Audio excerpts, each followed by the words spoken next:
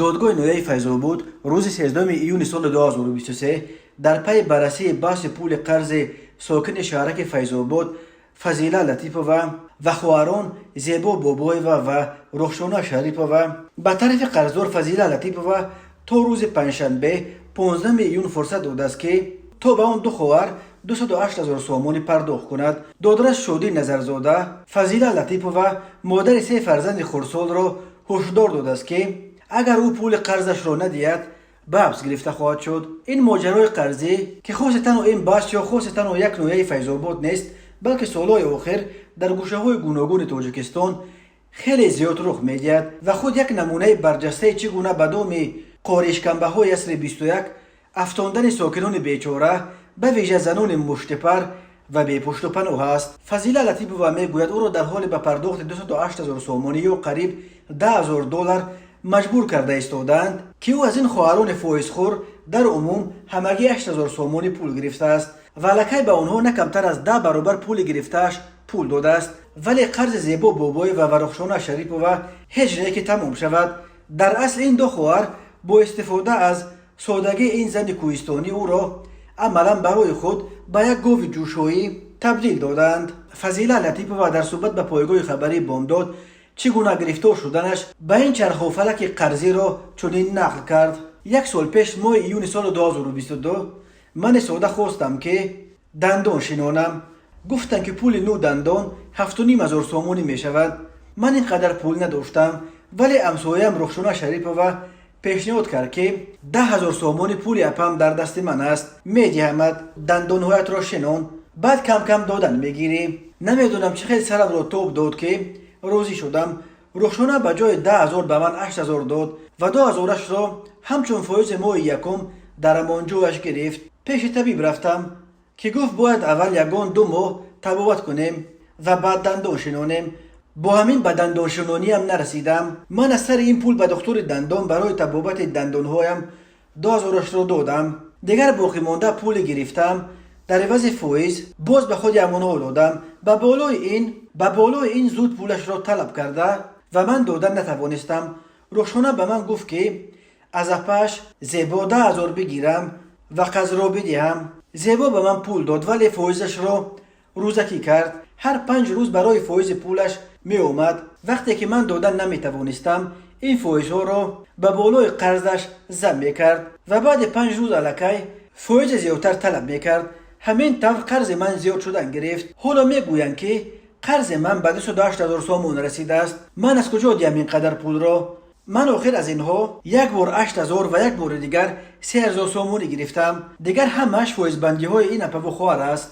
فضیله لطیپووا میگوید زیبا بابای و رخشانه شریپووا نسبت به وی با طلب قرضشان قانون شکنی های زیادی را روا دیدند و حتی آریان کرده ویدیویش کردند. همین طور او از آن شکایت دارد که بابای و با پسرش دختر خردسال او را در عوض قرضش گروگان بردنی شدند و او به خاطر اینکه این کار را نکنند باز یک زبان خط دیگر را امضا کرده برای قرض خود را بازم گرانتر و میان شکنتر کرده است.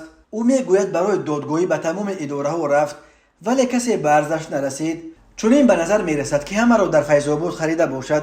زیبا بابای و با خواهرش به دوشنبه به مرکز چند بار عرض کردم ولی از آنجا شکایت های مرا برای بررسی باز به فیض‌آباد فرستادند و اینجا کسی با بابای و خواهران او سر به سر شدنی نمیخواهد یا زورشان به آنها نمیرسد. حتی یک بار به حضور رئیس نوعه رفتم. او عرضم را شنید و مصلحت داد که خودت را با شوخ گفت جنگ نه انداز، جمع کن، پول قرضشان را ده و دیگر قرض نگیر. من گفتم که شما آخرین درگاه امید بودید، اکنون من به کجا روم؟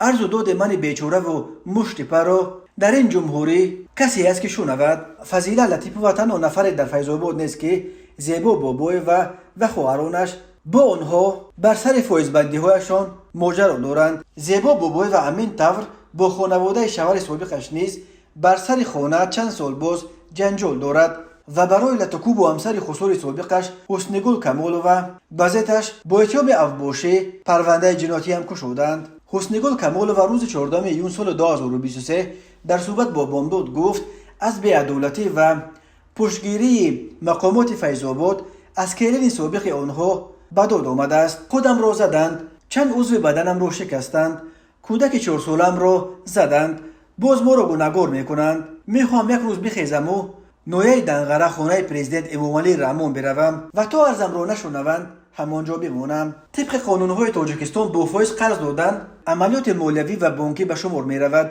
و شهروندانی که اجازتنامه ویژه بانک ملی برای انجام چنین عملیات مالیوی را ندارند نمی توانند شهروندان دیگر را فایز بندند و در صورت نپرداختن قرضشان آنها را به گونه جزا دهند. همین طور زبانخطی که بدون رعایت قانونهای نتریالی امضا شده است از نگاه حقوقی در نظام حقوقی تاجیکستان قرب قانونی ندارد. زیبا بابای و رخشانه شریف و زبان خطایشان را از فضیله لطیف و بدون موری نتاریوس گرفتند. طبق قانونهای اسلامی نیز ربا یعنی فایز گرفتن از قرض حرام حساب می شود و این کار برای مسلمانان عمل ممنوع حکم شده است. فضیله لطیف و می گوید او حالا هم راضی است که پول قرض این خواهران را بدهد، ولی نه همه این فایزهای میان شکن را. من از آنها یک بار 8000 و یک بار 3000 سومانی پول در دستم گرفتم. قرض من فقط همین است. آن همه باقی موندهش فایز است که آنها به سر خود به گردن من بار کردند. من تمام دارویم را فروشم هم اینقدر پول ندارم که به اینها بدهم و چرا باید به جای 8000 به اینها 208000 سومانی بدهم و آنم در حالی که این پول را برای نو دندان گرفته بودم و اینقدر قرض به گردنم بار شد و یگان دندان شنوندنم نتوانستم.